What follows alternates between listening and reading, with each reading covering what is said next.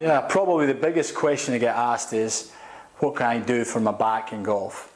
And it comes in, those questions come in different shapes and sizes, but probably where we start is the back itself, how it actually works. And believe it or not, if your spine is in a good posture and your golf is in a good posture, you won't get injured. It's more or less the same. If you keep the curves of your spine and keep everything in a good position, like we have here, your weight transference is good and all the joints work in the right sequence. What tends to happen is we sit in chairs all day and we're in this position. So we're in a very bad shut down position, a fetal position I'd call it, and you can imagine that's putting a lot of stress on your back.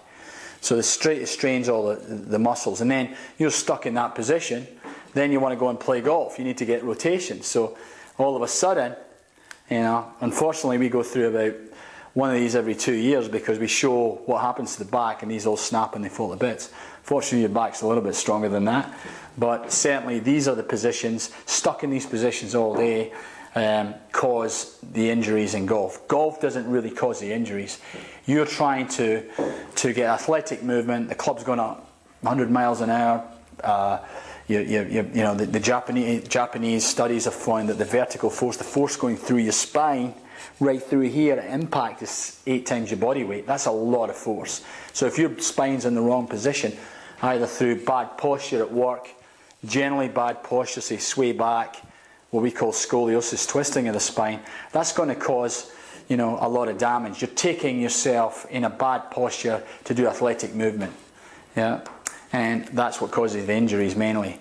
The other is poor technique, poor sequence in the body, and that's where when you're trying to do a back management program, that the coach and the physiotherapist have a lot in common, because we're trying to improve function or maintain function, and so is the golf coach. He's trying to get you as functional as possible.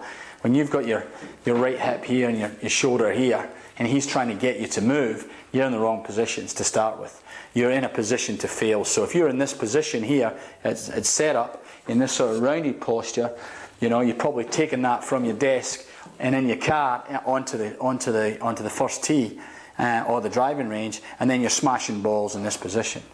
So the body gets stuck in this position, prone to injury before you start. It's a habit. Then you've got no postural endurance, and that's very golf specific. We need endurance in those muscles all the time. So, and the worst thing you're doing is scooping balls, starting again, and not breaking up your practice and doing circuit breakers.